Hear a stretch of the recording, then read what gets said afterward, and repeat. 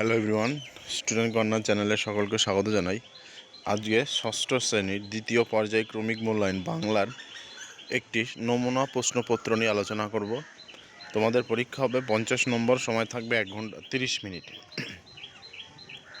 যে প্রশ্নগুলি আলোচনা করব এগুলি খুবই গুরুত্বপূর্ণ, তাই প্রথম থেকে শেষ অবধি দেখে নাও, স্কিপ না করে। আর এখান থেকে 100% কমন পেয়ে যাবে। প্রথমে দেখো 1 নম্বর দাগে সঠিক উত্তর নির্বাচন করে লেখো। এখানে 10টি হবে, 20 লেখা হয়ে গেছে। প্রথম প্রশ্ন দেখো, এদেশের যত পালা পার্বণ সব কিছুর মূলে রয়েছে চাষবাস। 2 নম্বর, দেওয়াল চিত্র সাধারণ এঁকে থাকেন মেয়েরা। মরশুমের দিনে গদ্যাংশটি রচয়িতা হলেন সুভাষ মুখোপাধ্যায়। পরে প্রশ্ন, চৈত্রের আকাশ ছিল ঘন নীল। পরে প্রশ্ন, ব্যাঘ্র ছানাটিকে চিমটি কেটেছিল কাঁকড়ায়। পরে প্রশ্ন, হাট কবিতাটি কার লেখা? যতীন্দ্রনাথ সেনগুপ্ত। পরে প্রশ্ন, দেওয়াল চিত্র অঙ্কনের ক্ষেত্রে কানা অগ্রসর সাঁওতাল। ব্যস্ত মধুর চলা কার? পিঁপড়ের। বিভক্তি 2 প্রকার, অনুসর্গের অপর নাম কর্মপ্রবচনীয়। উপসর্গ শব্দের আগে অবিচ্ছিন্নভাবে বসে। আমি শুধু উত্তরগুলি বলে যাচ্ছি, ভালো করে তোমরা দেখে নিও। এবার একটি বাক্যে উত্তর দাও, যে কোনো 8টি, প্রত্যেকটির মান 1 করে। প্রথম প্রশ্ন, বসুধারা ব্রত কোন ঋতুতে হয়? গ্রীষ্ম ঋতুতে। হায়ন্স কথাটির অর্থ বৎসর ও কাল। কার ডাকে রাত্রি নেমে আসে? একক কাকের। কটক কোন নদীর? উড়িষ্যা মহানদীর তীরে। দ্বার কাকের গলার স্বর কেমন ছিল? ভাঙা ভাঙা ও মোটা। পরে প্রশ্ন, শরতের আশীর্বাদ তোমাদের ও উপরে ঝরুক, কে এমনটি কামনা করেছিল? সূর্য। বাংলার দেওয়াল চিত্রের পীঠস্থান কাকে বলা হয়? পূর্বতন মানভূম জেলার ভৌগোলিক সীমানাকে। চিত্রিত বা রঙিন গ্রীবা যার, তাকে কি বলা হয়? চিত্রগীব।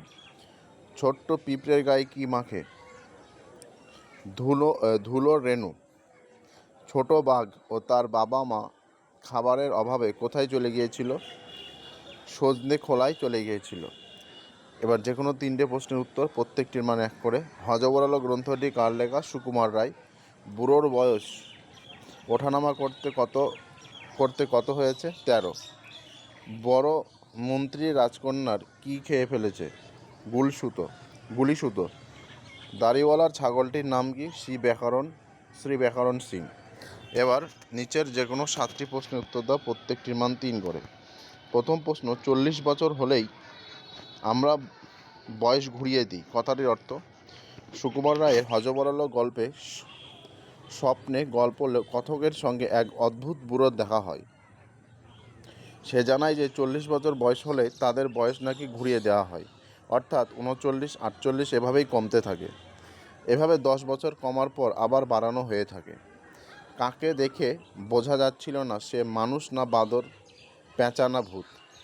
সুকুমার রায়ের হযবরল গল্পে হিজিবিজি বীজ নামে একটি অদ্ভুত চেহারার জন্তুর দেখা মেলে। তাকে দেখে বোঝা যাচ্ছিল না যে মানুষ না বাঁদর, পেঁচা না ভূত। পরে, এদেশের যত পালা পার্বণ উৎসব আনন্দ সব কিছুরই মূলে রয়েছে চাষবাস। বাংলার উৎসব খাদ্য সংস্কৃতির সঙ্গে চাষবাস কতটা জড়িত বলে তুমি মনে করো? উত্তরে দেখে না ভালো করে। উদ্ধৃত অংশটি গৃহীত হয়েছে কবি ও সুলেখক সুভাষ মুখোপাধ্যায় প্রণীত মরশুমের দিনে গদ্য থেকে।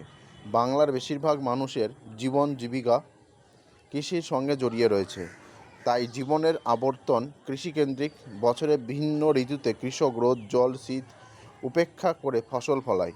তাদের জীবনের আনন্দ বেদনা সুখ দুঃখ সবই কৃষি নির্ভর। আবার পালা পার্বণ উৎসব অনুষ্ঠানে কৃষি দ্বারাই নিয়ন্ত্রিত হয়। নবান্ন, পৌষ পার্বণ, ভাদু, টুসু, বসুন্ধরা, লক্ষ্মী পুজো সবকিছুই চাষবাসের ওপর নির্ভর করে। পরে প্রশ্ন, হাটের স্থানে ছাড়িয়ে দূরের গ্রামের ছবি কিভাবে কবিতায় ফুটে উঠেছে? যতীন্দ্রনাথ সেনগুপ্ত তার হাট কবিতায় হাটের স্থান ছাড়িয়ে দূরের গ্রামে একটি সুন্দর ছবি এঁকেছেন। দূরে দূরে আলাদা থাকা 10-12খানা গ্রামের মাঝে একটি হাট রয়েছে। সেই হাটে সকালবেলা কেউ ঝাঁটাও দেয় না, সন্ধ্যাবেলায় প্রদীপও জ্বলে না। গ্রামগুলি ছড়িয়ে ছিটিয়ে থাকলেও এইসব গ্রামের লোকজন সঙ্গে হাতের সুসম্পর্ক খুবই নিবিড়। হাটের স্পেলিংটা ভুল আছে, দেখে নিও। হাটের হবে। হাটের পাশে বয়ে চলেছে একটি নদী। মানুষজন খেয়া পারাপার করে, ওপার থেকে এপারে আসে অনেক পসরা। এইভাবেই চলে গ্রামগুলির মানুষজনের আদান প্রদান। হাট এই গ্রামগুলির একমাত্র প্রাণকেন্দ্র। প্রতি হাটবার সকাল থেকেই হাট বসে। এবার দেখো পরের প্রশ্ন, কোন তিথিতে কৃষিজীবীরা কিভাবে তাদের গৃহসজ্জা করে? কালী পুজো বা কার্তিক মাসের অমাবস্যা তিথিতে সাঁওতাল, ভূমিজ, খেরিয়া, হো, সবর, ওরাও, মুন্ডা প্রভৃতি সম্প্রদায়ের মানুষ তাদের ঘর সুন্দরভাবে সাজিয়ে তোলে। প্রথমেই পুরো বাড়ি মেরামতি ও ল্যাপা মোছা করে পরিষ্কার করে তোলা হয়। তারপর ঘরের উঠানে গোয়াল, ধানের গোলা, মূল দরজা প্রভৃতি জায়গায় আলপনা দিয়ে সাজানো হয়। পরের প্রশ্ন, পিঁপড়ের ভাষাহীন চলাচলের মধ্যে বিনিময় ভঙ্গিটি কেমন? রবীন্দ্র স্নেহধন্য কবি অমিয় চক্রবর্তী তার পিঁপড়ে কবিতায় ক্ষুদ্র পিঁপড়েদের জীবনযাত্রাকে দেখেছেন অত্যন্ত কাছ থেকে। এই পিঁপড়ে সুশৃঙ্খল ও দলবদ্ধ সারি বেঁধে চলে। এদের চলাচলের মধ্যে কবি দেখেছেন অদ্ভুত এক ছন্দময় প্রকাশ। এরা নিঃশব্দে সুরের অদ্ভুত এক ইঙ্গিতে পরস্পর পথচলা সম্পর্কে বলাবলি করে। তাই কবির চোখে এদের আসা যাওয়া হয়ে উঠেছে ব্যস্ত মধুর চলা। পরের প্রশ্ন, আম গাছটি কীভাবে গোপালবাবুর বাড়ির নিশানায় হয়ে উঠেছিল? শুকনো মরুভূমির মতো মাটিতে গোপালের বাবা আম গাছ লাগিয়েছিলেন। রাজকিশোর পট্টনায়কের ফাঁকি গল্পে পড়ে মনে হয় সেই এলাকায় আম গাছ খুব একটি বেশি ছিল না। স্বাভাবিকভাবেই এই আম গাছটি সকলের আকর্ষণের কেন্দ্রে চলে আসে। এইটি বাড়িটিকে দিয়েছিল এক অন্য মাত্রা। তাই কেউ বাড়ি কোথায় জিজ্ঞেস করলে গোপালের বাবা বলতেন, কাঠজোড়া নদীর ধারে বরাবর পুরীঘাট পুলিশ ফাঁড়ির বাড়ি আছে, সেটাই তার বাড়ি। এছাড়া পুজো বা কোনো অনুষ্ঠান উপলক্ষে প্রায় সকলেই তাদের আম গাছের শরণাপন্ন হতো। সকলের মধ্যে একথা প্রচার হয়ে গিয়েছিল, গোপালের বাড়িতে আম গাছ আছে। এভাবেই আম গাছটি তাদের বাড়ির নিশানা হয়ে উঠেছিল। নিচের যে কোনো দুটি প্রশ্নের উত্তর দাও এক করে। পদ কাকে বলে? বাক্যের অন্তর্গত বিভক্তিযুক্ত ধাতু বা শব্দকে। সমচ্চরিত শব্দযুগলের অর্থ লেখো এবং সার্থক বাক্য রচনা করো। আশা, আকাঙ্ক্ষা, বড় আশা করে বসে আছি আমি।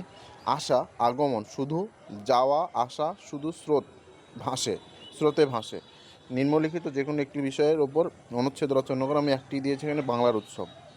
আজকে ভিডিও এ পর্যন্ত। ভিডিওটি ভালো লেগে থাকলে অবশ্যই লাইক, কমেন্ট, শেয়ার করবে। চ্যানেলে নতুন হয়ে থাকলে অবশ্যই চ্যানেলটি সাবস্ক্রাইব করবে। ধন্যবাদ। এইভাবে নতুন নতুন ভিডিও পেতে অবশ্যই চ্যানেলটি সাবস্ক্রাইব করবে।